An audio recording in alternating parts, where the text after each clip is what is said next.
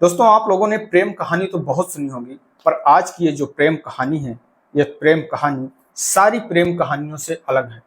आज तक के जीवन काल में शायद आप लोगों ने ऐसी प्रेम कहानी नहीं सुना होगा, क्योंकि यहाँ पर जो प्यार करने वाले होते हैं वो कोई नवयुवक नहीं होते, वो कोई लड़के और लड़की नहीं होते, बल्कि यहाँ पर एक 55 साल की महिला और एक 70 साल का व्यक्ति होता है। वो केवल प्यार ही नहीं करते, बल्कि इसके आगे वो इतना कुछ करते हैं कि जब आप लोग उसके बारे में सुनेंगे तो आप लोगों को भी ये यकीन नहीं होगा। दरअसल दोस्तों, वो महिला अपने प्रेमी के साथ मिल करके अपने ही 60 साल के पति की हत्या कर देती है और अपने पति की हत्या करने के बाद की डेड बॉडी को ठिकाने लगाने के लिए कुछ इस तरीके का प्लान करती है, जिसे शायद सोच करके, इसे सुन करके आप लोग भी सोचने पर मजबूर हो जाएंगे। तो आदाब, नमस्कार, सत श्री अकाल, मैं सागर पटेल। दोस्तों, आज की ये जो घटना है, इस घटना की शुरुआत होती है अमृतसर से। अमृतसर का एक रेलवे स्टेशन पड़ता है, ब्यास रेलवे स्टेशन। 7 अप्रैल सुबह करीब 5 बजे के आसपास का समय होता है, जब एक रेलवे कर्मचारी अपने ट्रैक को चेक करने के लिए जा रहा होता है। जैसे ही वह रेलवे स्टेशन से कुछ दूरी पर आगे निकलता है तो देखता है कि रेलवे ट्रैक पर एक लाश पड़ी हुई है, एक डेड बॉडी पड़ी हुई है। ये देख करके वो तुरंत कंट्रोल रूम को फोन करता है और बताता है कि यहाँ पर एक फला फला जगह पर एक डेड बॉडी पड़ी हुई है। अब जो कंट्रोल रूम से तुरंत जीआरपी पुलिस को फोन किया जाता है। मौके पर जीआरपी पुलिस पहुंचती है। वो शायद यही लगता था कि उस व्यक्ति को, वो व्यक्ति जो रेलवे ट्रैक पर निकल रहा था, किसी गाड़ी ने उसको टक्कर मार दी और जिसकी वजह से उसकी मौत हो गई है। पर जैसे ही जैसे ही जीआरपी पुलिस मौके पर पहुंचती है और वहां पर जा करके देखती है, क्योंकि उस ट्रैक से रात भर कोई गाड़ी ही नहीं गुजरी थी।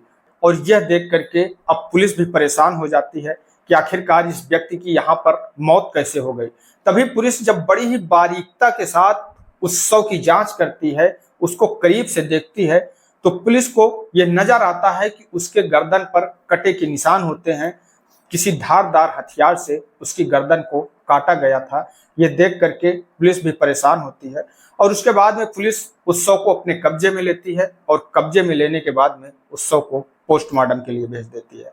इधर जो पुलिस होती है, उस शव की जो फोटो होती हैं उनको सोशल मीडिया पर, अखबार पर अपलोड कर देती है और उसके बाद में उस व्यक्ति की तलाश करने की कोशिश करने लगती है, पता करती है कि आखिरकार वो व्यक्ति कौन है। तभी इधर समय गुजरता जाता है। उधर जो रेलवे स्टेशन जाने के रास्ते में सीसीटीवी कैमरे होते हैं, उन सीसीटीवी कैमरों को चेक करने लगती है और जैसे ही वो कैमरे चेक करती है तो उसे एक सुराग मिलता है, क्योंकि वो जानती थी कि आखिरकार इस डेड बॉडी को अगर बाहर से कहीं यहाँ पर फेंकने के लिए लाया गया है तो जरूर किसी न किसी गाड़ी में जरूर लाया गया होगा, कोई ना कोई सुराग तो होगा। और जब पुलिस उन कैमरों को चेक करती है तो पुलिस देखती है कि एक मोटरसाइकिल पर रात के करीब 12:30 बजे के आसपास का समय हो रहा होता है, जिसमें एक वृद्ध व्यक्ति जो बाइक चला रहा होता है और एक बूढ़ी औरत जो पीछे बैठी हुई होती है और बीच में एक बोरी रखी होती है। यह देख करके पुलिस को यह शक होता है कि जरूर ये वही लोग हैं जिन्होंने इस डेड बॉडी को ला करके रेलवे ट्रैक पर फेंका है। इधर समय गुजरता जाता है, धीरे धीरे करके 10 अप्रैल का समय आता है। 10 अप्रैल के दिन जो बट्टर पुलिस स्टेशन पर पहुंचता है और वहां पर पहुंच करके उसके हाथ पर एक एप्लीकेशन होता है। वो एप्लीकेशन जो वहां पर थाना प्रभारी होते हैं, उनको एप्लीकेशन पकड़ाता है और कहता है कि साहब, ये मेरे पिताजी जो 7 अप्रैल को सुबह घर से निकले थे, पर आज तक वो घर वापस नहीं आए हैं। मैंने उनको हर जगह तलाश की है, मैंने उनकी हर जगह रिश्तेदारों में पता की है, उनके यार दोस्तों से पता किया है, पर अभी तक उनका कोई पता नहीं लगा है, उनका कोई सुराग नहीं लगा है। तभी जो थाना प्रभारी साहब होते हैं उस व्यक्ति से कहते हैं कि अगर कोई फोटो आपके पास में हो तो फोटो हमको दीजिए, हम उस फोटो को देखते हैं, आखिरकार देखें वो कौन है। जैसे ही वो जो व्यक्ति होता है वो फोटो निकालता है और निकाल करके थाना प्रभारी साहब को देता है। थाना प्रभारी साहब वो फोटो देखते हैं तो देखते हैं कि एक वृद्ध व्यक्ति जिसकी लगभग 60 साल के आसपास उम्र होती है। तभी उनके मन में एक ख्याल आता है। वो कहते हैं कि हमें ब्यास रेलवे स्टेशन के आगे 7 अप्रैल को एक डेड बॉडी मिली थी, उसकी फोटो है हमारे पास में, आप उसको एक बार देख लीजिए, कहीं ये वही व्यक्ति तो नहीं है। अब जैसे ही थाना प्रभारी उस फोटो को उस व्यक्ति को दिखाते हैं, वो फोटो देख करके वो जो व्यक्ति होता है वो दहाड़े मार करके रोने लगता है, चीखने लगता है, चिल्लाने लगता है और वो कहता है कि साहब यही हमारे पिताजी हैं, आखिरकार इनकी मौत कैसे हो गई। तभी वो कहते हैं कि अभी ये मोर्चरी में इनकी जो डेड बॉडी है वो रखी हुई है, आप एक बार वहां चल के शिनाख्त कर लीजिए। वो लड़का वहां जाता है और जा करके अपने जब पिता की डेड बॉडी को देखता है तो वो कंफर्म कर देता है, वो कहता है कि साहब ये मेरे पिताजी हैं। उसके बाद में जो थाना प्रभारी होते हैं उस लड़के से कहते हैं आपके पिता का शायद कत्ल किया गया है, क्योंकि इनकी डेड बॉडी जिस ट्रैक पर मिली है उस ट्रैक पर रात भर कोई गाड़ी ही नहीं गुजरी। पुलिस उस लड़के से कहती है कि चलिए हम आपको रेलवे स्टेशन ले चलते हैं, वहां पर हमारे पास में कुछ सीसीटीवी फुटेज हैं, उनको देख करके शायद आप पहचान सकें कि वो कौन लोग हैं जो उस वक्त रात के वक्त इस डेड बॉडी को लेकर के रेलवे ट्रैक पर आए थे। तभी वो जो लड़का होता है सबसे पहले अपने घर पर अपने माँ के पास फोन करता है और अपनी माँ से कहता है कि माँ आप रेलवे स्टेशन आ जाइए, क्योंकि जो पिताजी हैं उनकी डेड बॉडी मिल गई है, उनकी शिनाख्त करना है, आखिरकार ये देखना है कि वो कौन लोग हैं जो पिताजी की हत्या करके उन्हें रेलवे ट्रैक पर डाला है। पहले जैसे ही यह बात उसकी जो माँ होती है वो सुनती है, वो दहाड़े मार करके रोने लगती है और उसके कुछ देर के बाद में फोन कट जाता है। तभी वो लड़का पुलिस स्टेशन पहुंचता है। अब जो थाना प्रभारी साहब होते हैं जब उसको वीडियो दिखाते हैं तो वो देखता है तो वो कहता है कि साहब ये तो मेरी माताजी हैं। उसके बाद में वो पूछते हैं कि आखिरकार ये जो बाइक चला रहे हैं ये कौन व्यक्ति है। तब वो लड़का कहता है कि ये तो हमारे ही मोहल्ले के अमर सिंह अंकल हैं। मगर आखिरकार ये लोग ऐसा क्यों कर सकते हैं, ये सुन करके ये सोच करके पुलिस भी परेशान होती है, पुलिस भी सोचने के लिए मजबूर हो जाती है। बारे में सुनते हैं तो वो लोग भी परेशान हो जाते हैं कि आखिरकार कोई 55 साल की औरत, कोई वृद्ध व्यक्ति जो शायद चलने में असमर्थ हो, जिसके घुटनों में दर्द रहता हो, जिसके कमर में दर्द रहता हो, वो किसी की हत्या क्यों करेगा। पर पुलिस जो होती है कहते हैं कि उसकी निगाहें हर तरफ होती है। वो तुरंत उस लड़के से कहती है कि आखिरकार आपके घर पर कौन कौन रहता है। तब वो लड़का कहता है कि साहब मेरे घर पर केवल मेरे माता और पिता रहते हैं, मैं बाहर रहता हूँ। 7 अप्रैल की सुबह हमारे पिताजी घर से निकले थे, उसके बाद में ये घर वापस नहीं आए। पुलिस कहती है कि इस समय आपकी माँ जी कहाँ हैं। तभी वो लड़का कहता है कि मेरी माँ इस वक्त घर पर हैं, अभी अभी मेरी उनसे बात हुई है, मैंने उनको ये जानकारी दी है कि उनकी पिताजी की डेड बॉडी मिल चुकी है, उसकी शिनाख्त करना है। पुलिस तुरंत उस लड़के को अपनी गाड़ी में बैठाती है, उस लड़के के घर पहुंच जाती है, उस महिला के घर पहुंच जाती है। उस महिला का नाम होता है बलविंदर सिंह कौर। और जैसे ही पुलिस वहां पर पहुंचती है तो वो देखती है कि वहां पर वो महिला नहीं होती, वो महिला अपने घर से भाग चुकी होती है, फरार हो चुकी होती है। तुरंत पुलिस वहां से अमर सिंह के घर पर पहुंचती है और जैसे अमर सिंह के घर पर पहुंचती है तो पुलिस देखती है कि अमर सिंह भी घर पर नहीं होता। पुलिस को यह समझने में देर नहीं लगती कि आखिरकार ये वही व्यक्ति हैं जिन्होंने कश्मीर सिंह की हत्या की है। इधर पुलिस उन दोनों की तलाश कर रही होती है, समय बीतता जाता है।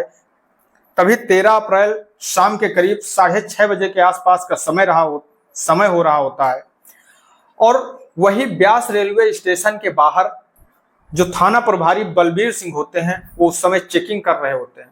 तभी उनकी नजर पड़ती है कि एक बूढ़ा व्यक्ति और एक बूढ़ी औरत जो एक साथ में खड़े हैं, कुछ बातें कर रहे हैं। उन्हें शक होता है, वो उनके पास में जाते हैं और उससे पूछते हैं कि आखिरकार आप लोग कहाँ से आए हैं, आप लोगों को कहाँ जाना है। पहले तो पुलिस को गुमराह करने की कोशिश करते हैं और जब थाना प्रभारी साहब उनसे सख्ती से पूछताछ करते हैं तो बताते हैं कि वो बलविंदर कौर है और वो अमर सिंह है। पुलिस उन दोनों को अपने साथ में लेकर के आती है, रेलवे स्टेशन लेकर के आती है और उनको बैठाती है और उसके बाद जब उनसे पूछताछ चालू करती है, उनके साथ सख्ती से पेश आती है तो वो दोनों टूट जाते हैं और अपना जुल्म कबूल करते हैं। और दोस्तों जब वो महिला इस कहानी को बताती है तो शायद सुन करके किसी को यकीन ही नहीं होता है कि इस उम्र में कोई इस तरीके कर सकता है। दरअसल दोस्तों वो महिला कहती है, जब पुलिस उससे पूछती है, जब थाना प्रभारी साहब उस महिला से पूछते हैं कि आखिरकार तुमने ही अपने पति की हत्या क्यों की, तब वो जो महिला होती है वो पुलिस से कहती है कि दरअसल साहब मेरी शादी हुई आज से करीब 20 साल पहले हमारी मुलाकात अमर सिंह से हो जाती है। उन दोनों के बीच में प्रेम प्रसंग चलने लगता है। धीरे धीरे करके 20 साल का समय बीत जाता है। इधर कुछ दिन पहले जो कश्मीर सिंह होता है वो अपनी पत्नी बलविंदर कौर को एक मोबाइल लेकर के देता है। अब जैसे ही बलविंदर कौर के पास में मोबाइल आ जाता है तो वो अपने प्रेमी अमर सिंह से दिन दिन भर बातें किया करती है। एक दिन कश्मीर सिंह अपनी पत्नी के मोबाइल पर देखता है तो वो देखता है कि उसके मोबाइल पर गंदी गंदी तरीके की कुछ बातें लिखी होती हैं, गंदी गंदी बातें की जाती हैं, दिन भर बातें की जाती हैं।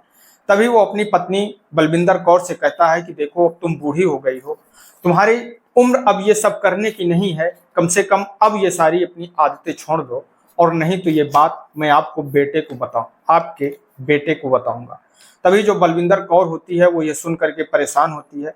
वो अपने प्रेमी अमर सिंह को फोन करती है और फोन करके कहती है कि आखिरकार ये व्यक्ति तो अब हमें परेशान करने लगा है, अब हम लोगों को बात करने में भी रोक टोक करता है, आगे हम लोगों को क्या करना चाहिए। तभी वो प्लान करते हैं, कश्मीर सिंह को ही रास्ते से हटा देते हैं। तभी 6 अप्रैल की शाम जब कश्मीर सिंह और उसकी पत्नी दोनों घर पर अकेले होते हैं, उनका जो बेटा होता है वो बाहर रहता है, उसी समय जब रात के वक्त कश्मीर सिंह सो जाता है, बलविंदर कौर अपने प्रेमी को फोन करती है। अमर सिंह अपने साथ में एक चाकू लेकर के आता है। बलविंदर कौर दरवाजा खोलती है और अपने प्रेमी को अंदर बुलाती है। कश्मीर सिंह जो गहरी नींद में सो रहा होता है, उसी समय जो अमर सिंह होता है और बलविंदर कौर होती है वो दोनों मिल करके उसके ऊपर हमला कर देते हैं और उसकी गर्दन को चाकू से काट देते हैं। उसकी मौत हो जाती है। उसके बाद में उसे एक बोरी में भरते हैं और बोरे में भरने के बाद में उसे बाइक पर रखते हैं और बाइक में रख करके वो रेलवे ट्रैक पर जा करके फेंक देते हैं। शायद उन्हें ये जल्दबाजी में उन्हें ये पता नहीं होता है कि वो जिस रेलवे ट्रैक पर डेड बॉडी को फेंक रहे हैं, लाश को फेंक रहे हैं, उस रेलवे ट्रैक पर शायद कोई गाड़ी ही नहीं आती है या फिर कभी कभी आती है। उनके मन में ये पूरा ख्याल होता है कि जैसे ही गाड़ी गुजरेगी लाश पूरी तरह से गाड़ी के नीचे कट जाएगी और कोई शिनाख्त नहीं बचेगा और वो दोनों आराम से रह सकेंगे।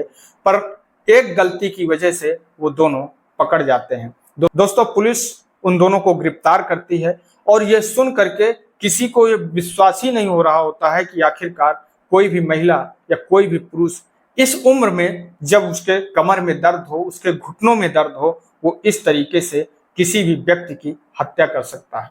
दोस्तों, इस कहानी को सुनाने का उद्देश्य किसी को ठेस पहुंचाना नहीं है, किसी को दुख पहुंचाना नहीं है, बल्कि आप लोगों को सजग करना है, सतर्क करना है।